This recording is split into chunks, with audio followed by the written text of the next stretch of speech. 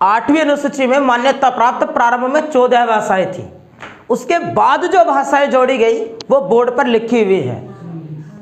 अब आपको बताना यह है कि ये भाषाएं किस किस संशोधन के अंतर्गत और कब कब जोड़ी गई थी।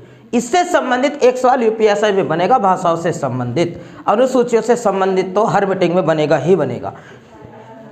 भारतीय संविधान मूल 8वीं सूची में कितनी भाषाएं थी? 14। तो 15वीं भाषा जोड़ी गई सिंधी, वो जोड़ी गई थी 21वें संशोधन, 21वां संशोधन था और वर्ष 1967 ईस्वी को ये जोड़ी गई। मणिपुरी, कोंकणी और नेपाली, इनके लिए भारतीय संविधान में संशोधन नंबर किया गया 71वां संविधान संशोधन, वर्ष संशोधन 1971वां और वर्ष 1992 ईस्वी में। इसके पश्चात बोडो, संथाली, मैथिली और डोंगरी, ये 4 भाषाएं जोड़ी गई और इन 4 भाषाओं को जोड़ने के लिए संविधान में संशोधन किया गया 92वां 92वां संशोधन, और हुआ कब? वर्ष 2003 में ये भाषाएं जोड़ी गई। आप मुझे बताओ कि जो भारतीय संविधान में कुल कितनी अनुसूचियां हैं? कुल अनुसूचियां हैं 12 और मूल संविधान में कितनी थी? 8 अनुसूचियां मूल संविधान में थी। जल्दी जल्दी मोटा मोटा रिवीजन करेंगे। जो अनुसूची नंबर 1 है, पहले तो समझो अनुसूची है क्या। अनुसूची क्या थी? अनुसूची है कि जैसे भारतीय संविधान का जो भाग नंबर 1 है, भाग नंबर 1 वो कहता है कि भारत एक राज्यों का संघ होगा, भारत एक राज्यों का संघ होगा। और भाग 1 चलता है अनुच्छेद नंबर 1 से लेकर अनुच्छेद नंबर 4 तक।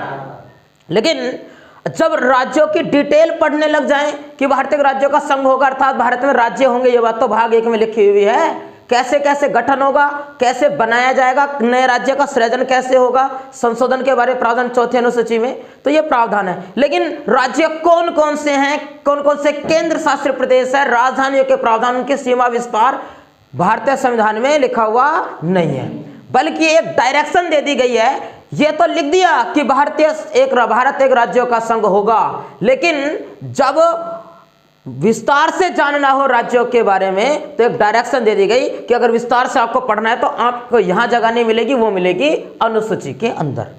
ठीक, तो अनुसूचियों में विस्तार मिलेगा कि कौन कौन से राज्य हैं, फिर कौन से केंद्र शासित प्रदेश है, गठन, सीमा विस्तार, वो सब बातें कहां मिलेंगी?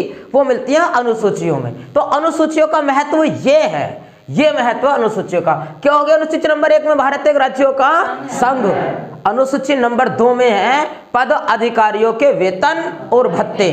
पद अधिकारियों के वेतन और भत्ते हैं कि किसको कितना वेतन दिया जाएगा, ये सब पद अधिकारियों के वेतन और भत्ते के प्रावधान है। वो सब भी कहाँ है? अनुसूची नंबर 2 के अंदर है। अनुसूची नंबर जो 3 है, वैसे कुछ पदाधिकारियों के वेतन बताओ। 2 पदाधिकारी ऐसे बताओ कि जिनको समान समान वेतन मिलता हो, कोई 2-1 व्यक्ति, जैसे लोकसभा और राज्यसभा के अध्यक्ष, उपराष्ट्रपति। लोकसभा अध्यक्ष को और उपराष्ट्रपति को कैसा वेतन मिलता है? बराबर बराबर। कितना मिलता है? 4 लाख रुपए। राष्ट्रपति का कितना है? 5 लाख रुपए ना। तो वेतन का प्रावधान कहाँ है? अनुसूची नंबर 2। अनुसूची नंबर 3 में क्या है? शपथ प्रक्रिया। शपथ प्रक्रिया। और याद रखना है राष्ट्रपति, उपराष्ट्रपति और राज्यपाल की जो शपथ है उसका प्रावधान अनुसूची नंबर 3 में नहीं है, याद रखना है। बाकी का है, इन 3 व्यक्तियों का अनुसूची नंबर 3 में शपथ का प्रावधान नहीं है। एक व्यक्ति आप मुझे बताओ कि जिस व्यक्ति को 2 बार शपथ दिलाई जाती हो, प्रधानमंत्री को 2 बार शपथ दिलाई जाती है। एक बार तो उसके पद की शपथ और एक बार गोपनीयता की शपथ। भाई पद की शपथ तो हो गई कि जिस विश्वास के साथ मैं सांसद बनकर प्रधानमंत्री बना हूं, मैं उस विश्वास को बनाए रखूंगा, जनता का हित और कल्याण करूंगा। लेकिन जो दूसरी शपथ दिलाई जाती है उसको, वो दिलाई जाती है गोपनीयता की, कि कुछ बातें ऐसी होती हैं जो गुप्त रखनी होती हैं, जैसे सेना संबंधी मामले। क्या प्रधानमंत्री कभी कहेगा, खड़े होकर के मोदी जी कहा है क्या कभी कि आज भारत के पास इतने परमाणु हथियार हैं? कहेगा कभी? नहीं कहेंगे। ये अगर इससे हमारी सुरक्षा को खतरा है ना। जब नोटबंदी की घोषणा हुई तो क्या किसी को पता था कि नोटबंदी हो रही है? बड़े बड़े मंत्रियों को भी नहीं पता था। भाई जो कैबिनेट मंत्री हैं, किचन कैबिनेट, जो अहम मंत्री हैं, जैसे राजनाथ हुए, अमित शाह हुए, मोदी जी हुए, ये 2-4 इनको तो पता हो क्योंकि इनका तो डिसीजन ही है। बाकी क्या पूरे भारत में फैल गई क्या बात, पहले ही लीक हो गई? नहीं हुई ना। तो गोपनीयता की शपथ भी दिलाई जाती है, पद की शपथ भी दिलाई जाती है, 2 शपथ दिलाई जाती हैं। किसको? प्रधानमंत्री को। आगे बताओ अनुसूची नंबर 4 में क्या लिखा हुआ है? अनुसूची नंबर 4 में यह लिखा हुआ है कि जो अनुसूचित जाति और अनुसूचित जनजातीय वाले जो क्षेत्र हैं, उन क्षेत्रों में प्रशासन व्यवस्था कैसी होगी, उसके लिए कुछ अलग प्रावधान है उनके प्रशासन की व्यवस्था के बारे में। और अनुसूची नंबर जो 5 है, मणिपुर, असम, मेघालय और मिजोरम, ये जो 3 राज्य हैं, 4 राज्य हैं, इन 4 राज्यों में कैसे कैसे प्रशासन व्यवस्था होगी उसके बारे में प्रावधान है। भाई प्रशासन व्यवस्था वहां जनजातियां पाई जाती हैं, वनों में रहने वाले लोग हैं, जैसी योजनाएं आप यहाँ के लोगों के लिए लाओगे वहां थोड़ी सी हटके लानी पड़ेंगी। कैसे? भाई वहां के जो लोग हैं, जैसे उधर अनानास का उत्पादन होता है, अब वहां के लोगों को टमाटर उगाओ, कैसे बन पाएगी बात? तो कुछ तो चेंजिंग है। वहां के लोगों को, लोग बांस उगाते हैं, ज्यादा बांस की खेती, वहां की मिट्टी पर निर्भर, तो कुछ प्रशासन व्यवस्था वहां की अलग है। बताओ अनुसूची नंबर 4 में अनुसूचित जाति जनजातीय क्षेत्र में प्रशासन के बारे में कुछ प्रावधान है। और अनुसूची नंबर 5 में भी यही है, उसमें कुछ राज्य सिलेक्टेड है। और अनुसूची नंबर 6 में चार में तो मुझे वो 4 में तो वह है राज्यसभा में सीटों का बंटवारा। राज्यसभा में क्या है? सीटों का बंटवारा, कि किस राज्य, जो 233 सीटें हैं बंटवारे वाली, भाई 12 सदस्य है तो राष्ट्रपति मनोनीत करता है, और 5-6 सीटें हैं खाली जो पीओके वाले क्षेत्र की हैं। सुनो क्या कहना चाह रहे हैं, ये कहना चाह रहे हैं कि राज्यसभा में अधिकतम जो सीटें हो सकती हैं वो हो सकती है 250। वर्तमान में कितनी है? 245। उसमें से कुछ करता है राज्यपाल, राष्ट्रपति मनोनीत, लेकिन जो 233 सीटें हैं, किस राज्य से कितनी सीटें राज्यसभा में जाएंगी वो बात है अनुसूची नंबर 4 में। अनुसूची उत्तर प्रदेश से कितनी जाती हैं? 31 सीटें, याद रहेगा। 5 में वही अनुसूचित जाति जनजाति क्षेत्र में। और जो राज्य अनुसूची नंबर 6 है, वो जो 4 राज्य हैं, मणिपुर, असम, मेघालय और मिजोरम, इन 4 राज्यों में कैसे कैसे प्रशासन व्यवस्था होगी उसके प्रावधान 6 में है। 7वीं अनुसूची बड़ी इंपॉर्टेंट है कि केंद्र और राज्य के बीच संबंध किस अनुसूची में दर्शाया गया है? तो 7वीं अनुसूची में, तीनों सूचियां, यानी कि भाई जो तीनों सूचियां कौन कौन सी हैं? एक तो है संघ सूची, एक है राज्य सूची और एक है समवर्ती सूची। अब ये जो तीनों सूचियां हैं, संघ सूची में कितने सब्जेक्ट हैं? वर्तमान में चल रहे हैं इसमें 100 सब्जेक्ट, इसमें चल रहे हैं 62, घटते बढ़ते रहते हैं, कई जगह 61 भी पढ़ रखा है, और इसमें चल रहे हैं वर्तमान में 52 सब्जेक्ट। इतने विषय इसमें हैं, संघ सूची, राज्य सूची। क्या है ये विषय? जैसे डाक है, बैंकिंग है, संघ के विषय हैं ये, डाक, बैंकिंग, रेलवे, विदेशी व्यापार, अंतरराष्ट्रीय सेवाएं, बंदरगाह, ये सब किसके हैं? संघ सूची के। राज्य सूची में पुलिस, जेल, कृषि, याद रखना है, पूछेगा कारागार किस सूची का विषय है, तो आंसर क्या लगाओगे? राज्य सूची का। और समवर्ती सूची में शिक्षा। भाई इन सब्जेक्टों पर केंद्र, आप बताओ, विचार करो कि यदि सरकार चाहे राज्य की कि अमरोहा से संबल को एक ट्रेन मार्ग बनाना है, तो क्या बना पाएगी? राज्य सरकार का काम ही नहीं है, राज्य सरकार का वो सब्जेक्ट ही नहीं है, वो तो केंद्र का है। लेकिन कृषि पर कार्य कर सकती है। पुलिस की वैकेंसी कितनी निकालनी है, कितनी नहीं निकालनी है, कितने घंटे काम कराना है, कितनी सैलरी देनी है, वो सब जाने राज्य सरकार। समवर्ती सूची ऐसे जिन पर दोनों सरकारें कानून बनाती हैं, जैसे शिक्षा। अभी नई शिक्षा नीति आने वाली है। जब केंद्र की नई शिक्षा नीति आ जाएगी तो राज्य की जो वो चेंज हो जाएगी कुछ। और जब केंद्र का कोई कानून बनकर रखा जाता है किसी राज्य सूची पर, किसी विषय पर, तो फिर राज्य का कानून समाप्त हो जाता है। फॉर एग्जाम्पल जैसे समझो कि भारत में एक तो होते हैं नेशनल पार्क और वन्य जीव अभ्यारण्य होते हैं। जैसे ये हस्तिनापुर वन्य जीव अभ्यारण्य है, राज्य सरकार इसकी देखरेख करती है, लेकिन इसको नेशनल पार्क का दर्जा दे दिया जाए, राष्ट्रीय उद्यान का दर्जा दे दिया जाए, तो इसकी निगरानी किसके हाथों में चली जाएगी? केंद्र की सरकार के हाथों में चली जाएगी। ठीक है, ये हो गया। और आप मुझे बताओ कि ये सब्जेक्ट तो बंटवारा हुआ है, अगर इनसे कोई अलग का सब्जेक्ट आ जाएगा तो उस पर कानून कौन बनाएगा? इनसे अलग का यदि कोई सब्जेक्ट आए तो उस पर कानून कौन बनाएगा? क्या नहीं बनेगा कोई कानून? जो अलग का सब्जेक्ट बनता तो है। भाई बात को समझो, जो बाघ संरक्षण कानून है या फिर पर्यावरण संरक्षण, वन संरक्षण, महिला हिंसा, बाल संरक्षण, श्रम निषेध, SC ST कानून, ये बाद में बने हैं ना सारे के सारे। अगर कोई ऐसा सब्जेक्ट आ जाए तो उस पर कौन कानून बनाएगा जो इनमें लिखा हुआ ही नहीं है? संसद। अवशिष्ट शक्तियां संसद के पास होंगी, ऐसा भारतीय संविधान के कौन से अनुच्छेद में लिखा है? 248। अनुच्छेद नंबर 238 में क्या लिखा हुआ है बताओ एक बार जल्दी जरा, कि अवशिष्ट शक्तियां केंद्र के पास होंगी। कोई नया कानून आता है तो उस पर कौन कानून बनाएगा? केंद्र की सरकार कानून बनाएगी। अनुच्छेद 238। ये अवशिष्ट शक्तियां हमने किस देश से अपनाई है? कनाडा से। अवशिष्ट शक्तियों का प्रावधान कहां से अपनाया है? कनाडा के संविधान से। वैसे संघीय व्यवस्था भी कहां से अपनाई? कनाडा। दूसरा सबसे बड़ा लिखित संविधान किस देश का है? कनाडा का है। आगे बढ़ते हैं। अच्छा, इसके साथ साथ एक अनुच्छेद और आपसे बहुत पूछा जाता है, अनुच्छेद नंबर 249, अनुच्छेद नंबर 249। इसमें लिखा हुआ यह है कि राज्यसभा के कहने पर किसी राज्य सूची के विषय पर भी केंद्र सरकार कानून बना सकती है। किसके कहने पर? राज्यसभा के। अगर राज्यसभा कहती है तो केंद्र की सरकार कानून बना सकती है। किस विषय पर?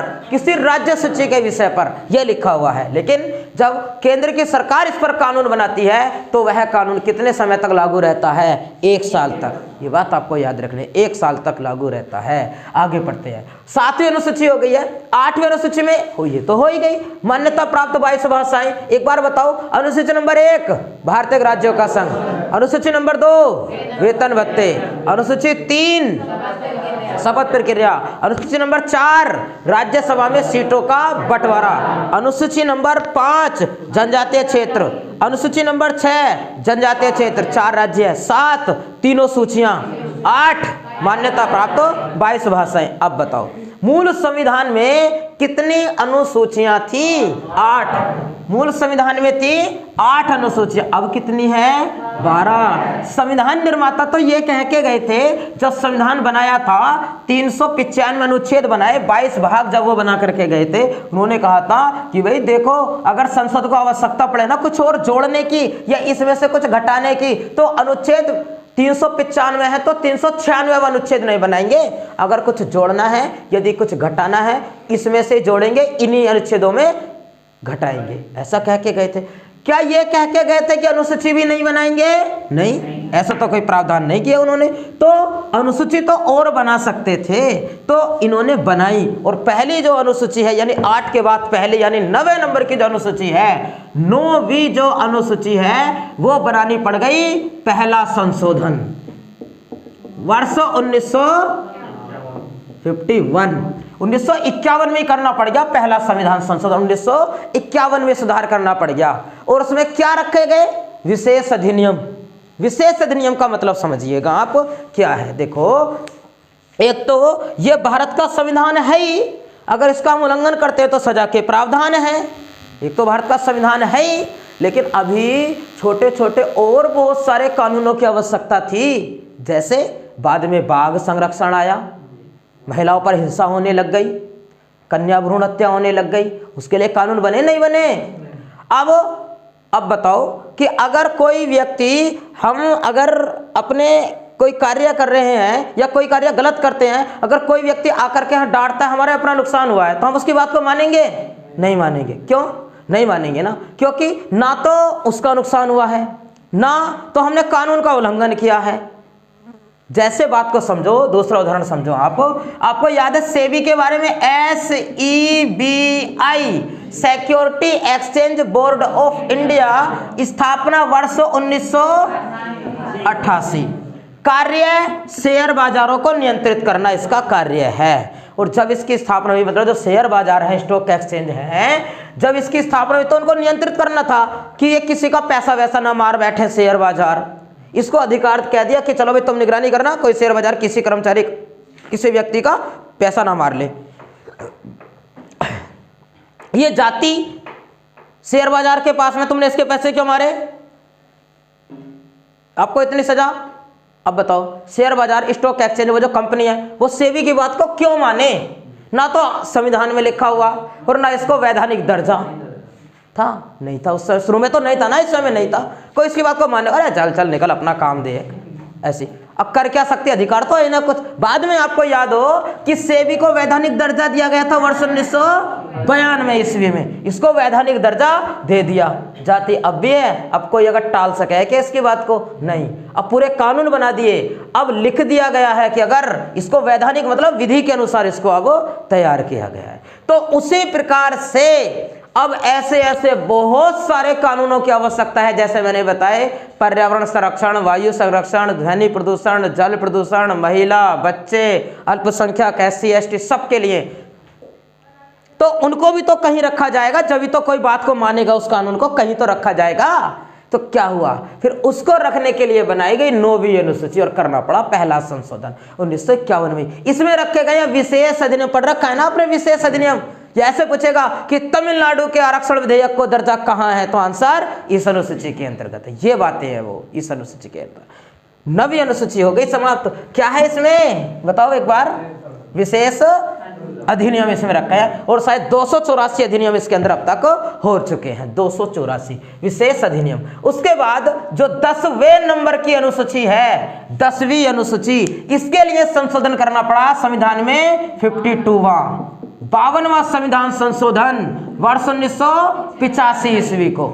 ये क्यों करना पड़ा, इस बात को समझो क्यों करना पड़ा। ये इसलिए करना पड़ा, जैसा कि आप जानते हैं कि जब लोकसभा के चुनाव होते हैं तो उससे प्रधानमंत्री बन करके आता है। जिस भी पार्टी को बहुमत मिलता है 1/2+1 यानी आधे से एक ज्यादा बहुमत जिस भी पार्टी को मिलेगा, वो पार्टी अपना प्रधानमंत्री बना देती है कि इनको बना दो, उस पार्टी का प्रधानमंत्री बनता है। आपको याद हो कि भारत में पहली बार गैर कांग्रेसी सरकार आई थी मोरारजी देसाई की। अटल बिहारी वाजपेयी जी प्रधानमंत्री बने थे। सबसे कम समय के लिए प्रधानमंत्री कौन बने थे, अटल बिहारी वाजपेयी, मात्र 13 दिन।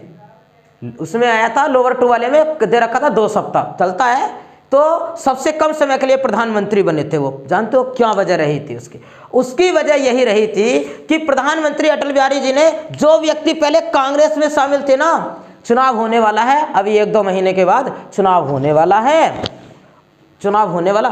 तो जो कांग्रेस के लोग थे, कांग्रेस के उस समय में बड़ी दुर्दशा चल रही थी, लोगों को लग गया कि कांग्रेस को इस बार वोट मिलने के चांस कम है, अगर कांग्रेस की तरफ से चुनाव लड़ेंगे तो एक बार को ना भी जीते। तो उन्होंने क्या कार्य किया, कांग्रेस से इस्तीफा दिया और किस में शामिल हो गए, अटल बिहारी वाजपेयी जी की पार्टी में हो गए शामिल। अब चुनाव लड़ा इन्होंने इस पार्टी की तरफ से, लोगों में जोर शोर था। जो हम देते हैं वोट, हम क्या देखते हैं, हम तो पार्टी को देखते हैं ना, हम कोई नेता थोड़ी ना देखते हैं कि हमारा नेता कौन है। हम किसको वोट देते हैं, हम वोट देते हैं पार्टी को।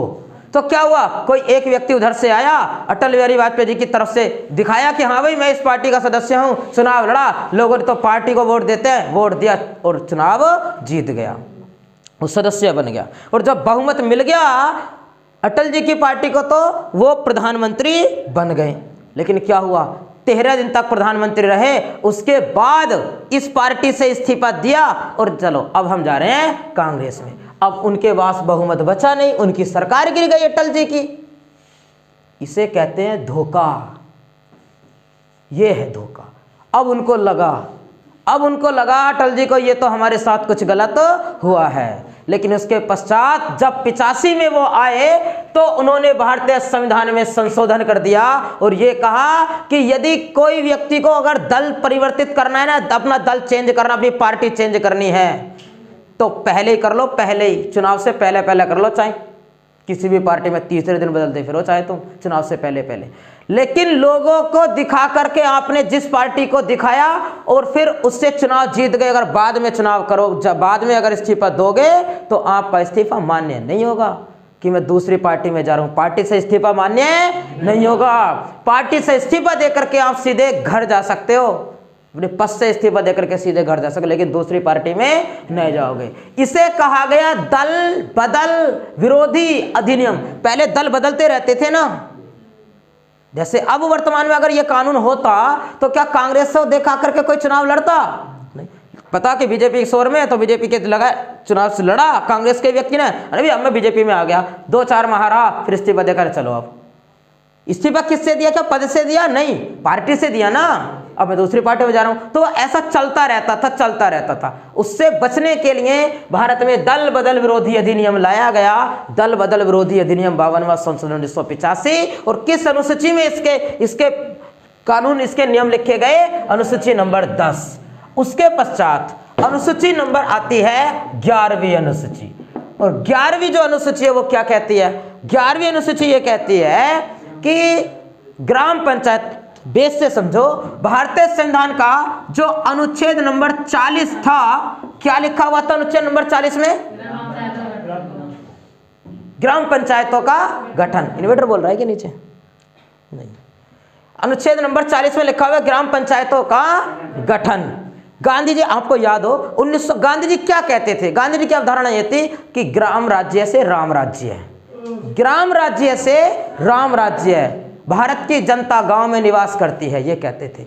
गांव का विकास होना चाहिए, गांव की सड़कें अच्छी होनी चाहिए, ये कहते थे गांधी जी।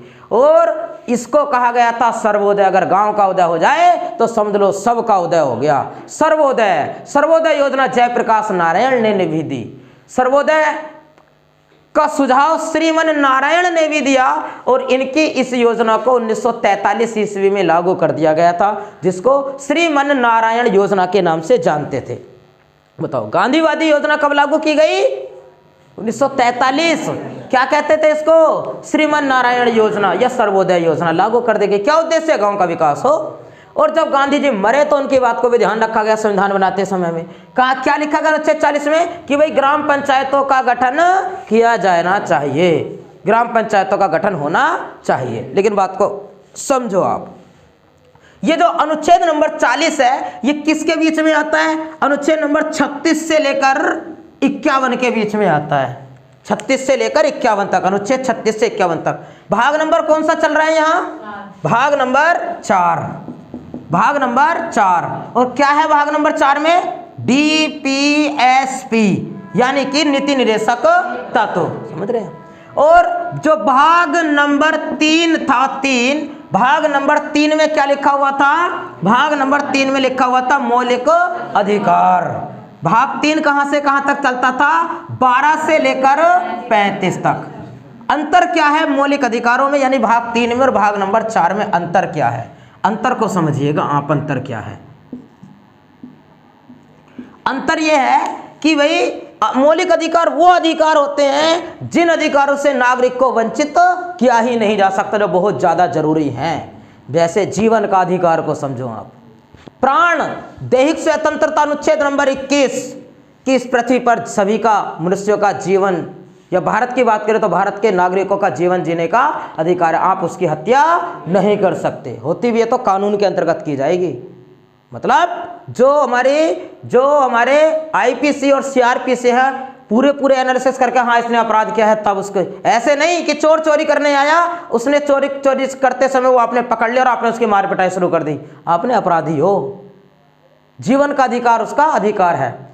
यदि जिस प्रकार से प्रदूषण बढ़ता जा रहा है, दिल्ली में प्रदूषण बढ़ गया, 4 व्यक्ति मर गए प्रदूषण के कारण, तो आप बताओ कौन जिम्मेदार है? सरकार जिम्मेदार है। उन जीवन का जो अधिकार था लोगों का, वो अधिकार छीन लिया, प्रदूषण बढ़ने क्यों दिया सरकार ने? सरकार जिम्मेदार है कि नहीं? अभी अकाल पड़ जाए, सूखा पड़ जाए, सूखा, आपको पता है मुआवजा क्यों देती है सरकार? अभी जो धान की फसल लोगों की बर्बाद हुई, अगर 4 लोग मर जाए ना किसी परिवार के और ये कह दें कि अनाज नहीं था, इस वजह से इनकी मृत्यु हो गई, फसल खराब हो गई, सरकार को भारी पड़ जाएगा। क्यों? अनुच्छेद 21 में लिखा हुआ है कि जीवन का अधिकार, प्राण, दैहिक स्वतंत्रता का अधिकार, हत्या नहीं कर सकते हैं। जब सरकार शासन चलाती है तो सरकार जिम्मेदार है। अगर किसी की भूख के कारण मृत्यु तो और नहीं होगी, अब सरकार से कोई कह नहीं सकता मर भी जाए तो। क्यों? आपको पता है, यही इसी से बचने के लिए भारत की सरकार वर्ष 2013 में खाद्य सुरक्षा अधिनियम लेकर आई थी। आपको पता है कोरोना काल में दो बार 1 माह में राशन क्यों दिया जा रहा है? लोगों के रोजगार छूट गए थे।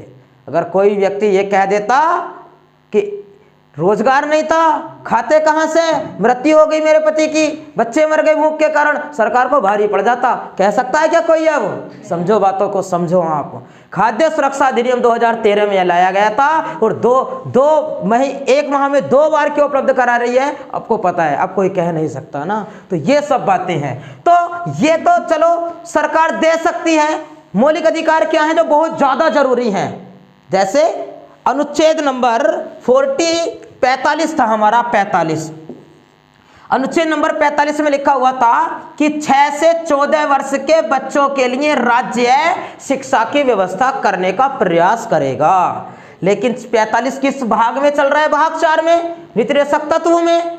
क्या करेगा ही करेगा यहां लिखा हुआ है? तो नहीं, क्योंकि जो मौलिक अधिकार बने थे वो प्रारंभ में ही 2 प्रकार के बने थे। एक तो बहुत ज्यादा जरूरी, जिनको हनन हो ही नहीं सकता, वो बहुत जरूरी, और ये भी मौलिक अधिकार ही है एक प्रकार के, ये भी अधिकार ही है एक प्रकार के। लेकिन देश की स्थिति ऐसी नहीं है जो इनको संभाल सके, राज्यों की स्थिति ऐसी नहीं है जो इनको लागू कर सके। तो कहा गया, यहां कहा गया कि भाई अगर बस में हो राज्य का मतलब स्टेट नहीं है, राज्य का मतलब स्टेट नहीं है, उत्तर प्रदेश महाराष्ट्र कर्नाटक ये नहीं है। राज्य का मतलब है जिसका अपना रूल हो, जो शासन चलाता हो। जैसे केंद्र की सरकार भी राज्य है, राज्य की सरकार भी राज्य है, स्थानीय शासन ग्राम पंचायतें भी राज्य हैं। तो राज्य के बस में है तो करे, उसकी क्षमता है इतनी तो करे, अन्यथा ना करे। और जैसे जैसे हम इसके लायक होते चले जाएंगे, इसको मौलिक अधिकार में रखते चले जाएंगे।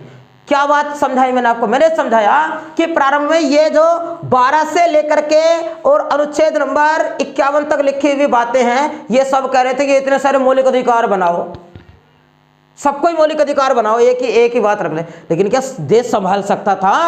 भैया अकाल पड़ गया 1948 में, जब भारत आजाद हुआ था तो अमेरिका से जहाज आ रहे आता था, अनाज हम उगा नहीं पाते थे इतना जितने की खाने की आवश्यकता थी। 40-45 करोड़ जनसंख्या थी, इतना उगा नहीं पाते जितने की हमें आवश्यकता थी। तो अमेरिका से जहाज आता था अनाजों के भर का, वहां से आता था यूएसए से, वहां अच्छा होता है ना गेहूं, वहां से होता था। और इंग्लैंड के कहने पर आता था, क्योंकि आपको याद हो गोलघर पटना में वारेन हेस्टिंग ने, क्योंकि सरकारों ने कहा था ना, लोगों ने कहा कि भाई तुम शासन चला रहे हो, भारत में अकाल पड़ गया और लोग मरते हैं तो तुम जिम्मेदार हो उसके। तो इंग्लैंड अमेरिका से अनाज मंगाता था भारत के खाने के लिए। लेकिन जब इंग्लैंड भारत को छोड़ करके जा रहा है और जहाज उधर से आ रहे हैं, तो क्या कह रहा है जाते जाते इंग्लैंड अमेरिका वालों से? भेज तो रहे हो भारत में अनाज, तुम जानो पैसे दे ना दे, हम तो जा रहे हैं छोड़ के, हम ना जाने अब, तुम जानो हम तो जा रहे हैं भारत को छोड़कर। अमेरिका से जो जहाज आ रहे थे भारत में अनाज के लदे हुए, वापस ले गए, भारत को अकाल का सामना करना पड़ा। तो क्या सारे मौलिक अधिकार दे सकते थे हम? नहीं, लेकिन कुछ तो थे जो जरूरी हैं। अगर ये प्राण एवं दैहिक स्वतंत्रता का अधिकार न दिया जाता तो क्या होता? हिंसाएं होने लग जाती। ये तो जरूरी था, कुछ तो जरूरी थे, पत्रकारिता तो जरूरी थी कि नहीं? तो जो बहुत ही ज्यादा जरूरी था उनको यहां रख दिया, और जो कम जरूरी था उनको यहां रख दिया, और कह दिया कि जैसे जैसे हम इस लायक होते चले जाएंगे वैसे वैसे यहां रखते चले जाएंगे। शिक्षा का अधिकार जब हो गए हम इस लायक, 86वां संविधान संशोधन 2002 में इस लायक हो गए हम। बताओ, अनुच्छेद नंबर 45 में जो बात लिखी हुई थी कि भाई बस की होगी तो कर देंगे, ना तो ना करेंगे, अनुच्छेद नंबर 21 में ले जाकर के रखी कि नहीं रखी? मौलिक अधिकार बनाया कि नहीं बनाया? बनाया। हाँ, तो ये सब बातें थी। तो भाग नंबर 4 अनुच्छेद नंबर कहां तक चलता है? 36 से लेकर 51 तक, और 40 इसी में आता है ग्राम पंचायतों का गठन। अब ग्राम पंचायतों का गठन मतलब, और कितने कार्य दिए गए हैं वर्तमान में? कितने? 29 ग्राम प्रधान के लिए कितने कार्य दिए गए हैं? 29। सड़कें अच्छी कराना, लाइट की व्यवस्था, निकासी की व्यवस्था, लड़ाई झगड़े सुलझाना, सब कार्य करता है। जैसे कृषि को बढ़ाना, मत्स्य पालन के लिए सहयोग देना, ये सब कार्य करता है। क्या मौलिक अधिकार है? नहीं, मौलिक अधिकार तो बना नहीं सकते भाई, कहाँ तो इतने गांव हैं, कैसे व्यवस्था करेंगे? तो नहीं बना सकते। लेकिन यहाँ भी अगर 40 में रखा रहने दे तो फिर वही हालत है। अनुच्छेद नंबर 40 में से इतना लिखा हुआ था ग्राम पंचायतों का गठन, ना तो यो पता कि प्रधान का चुनाव कैसे होगा, उसको कार्य क्या क्या करेगा, खर्च करने को पैसा कहाँ से आएगा, विस्तार से लिखा ही नहीं था। कुछ भी लिखा था? कुछ नहीं लिखा था। तो फिर क्या सही से कार्य करेगा? क्या गांधी जी का सपना ग्राम राज्य से राम राज्य का सपना पूरा होगा? नहीं होगा।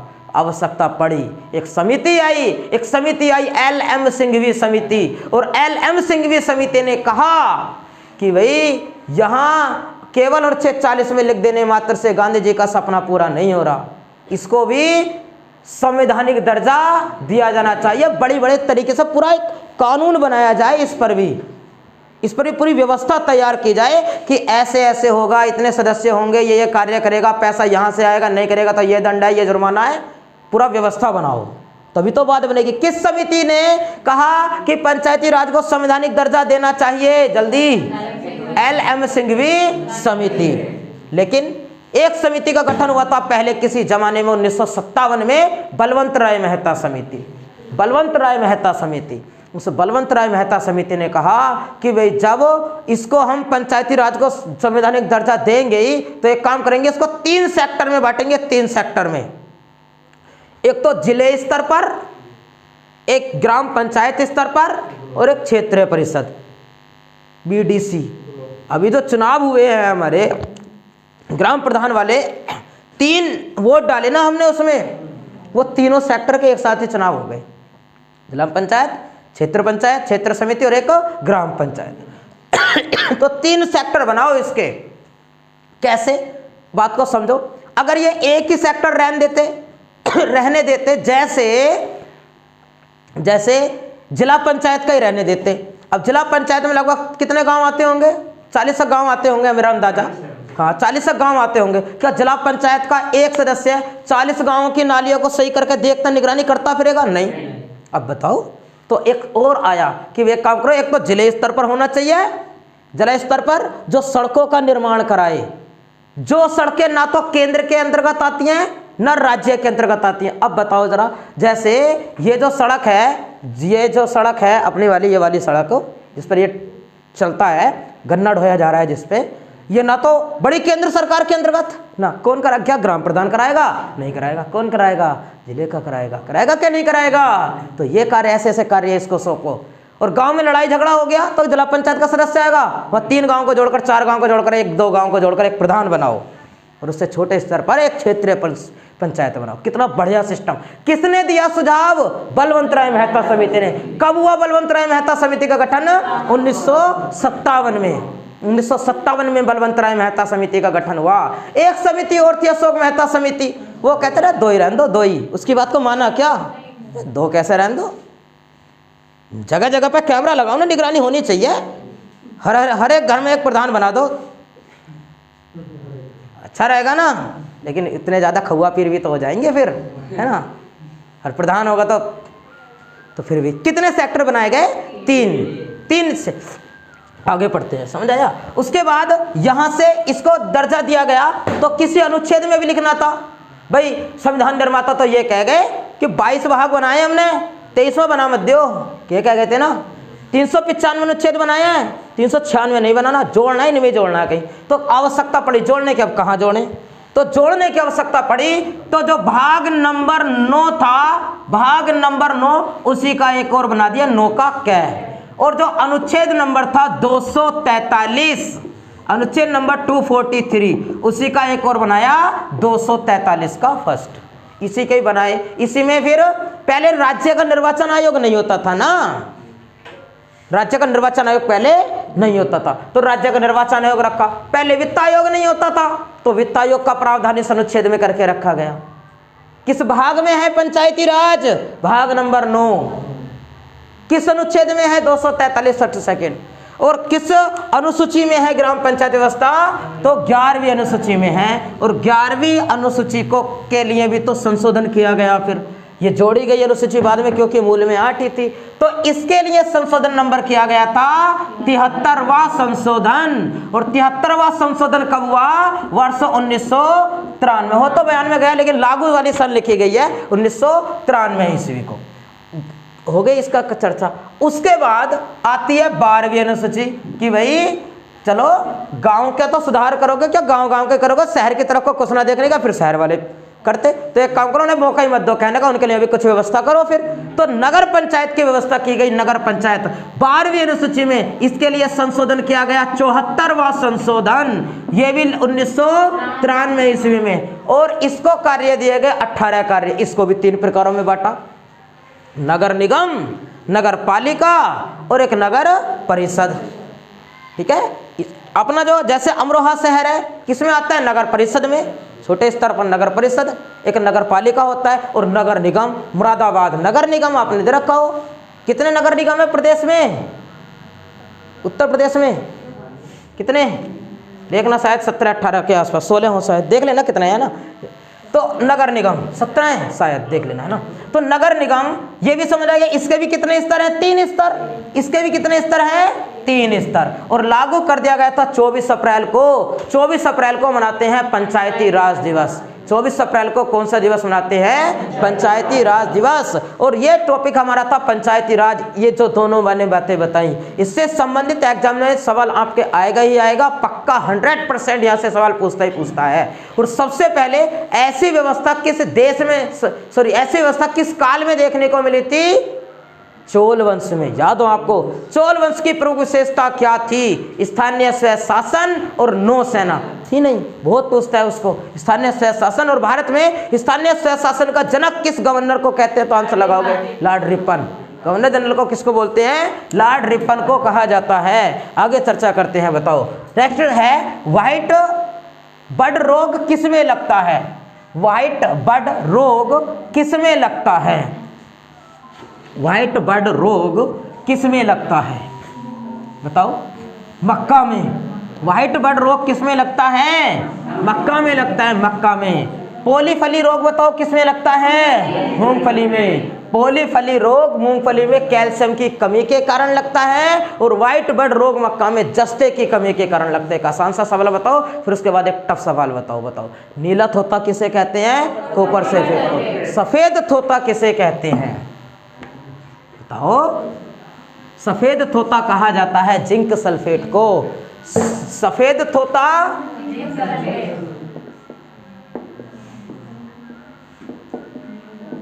कहा जाता है जिंक सल्फेट को, जिंक सल्फेट को।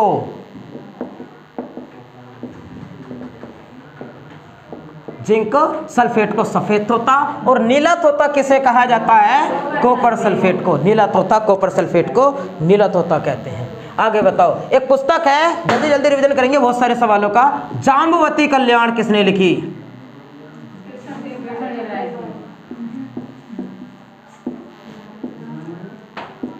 जाम्बवती कल्याण पुस्तक के लेखक कौन है, कृष्ण देव राय। संगम कालीन शासक कृष्ण देव राय ने इसको लिखा है। इसके अतिरिक्त एक पुस्तक और लिखी थी इन्होंने, एमुक्तो माल्याद।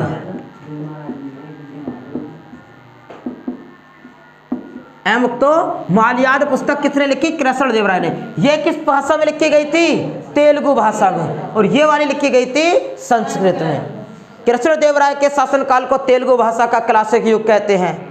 किस साम्राज्य से आते थे, बताओ किस साम्राज्य से आते थे। संगम वंश थोड़े ना था, विजयनगर साम्राज्य से। साम्राज्य पूछा है, साम्राज्य क्या होता है, साम्राज्य बताओ, साम्राज्य क्या होता है, साम्राज्य क्या होता है। मैंने आपको पिछली क्लास में पढ़ाया, एक तो होता है गणतंत्र राष्ट्र, गणतंत्र राज्य, एक होता है लोकतंत्र राज्य, एक होता है राजतंत्र, और एक होता है साम्राज्यवाद।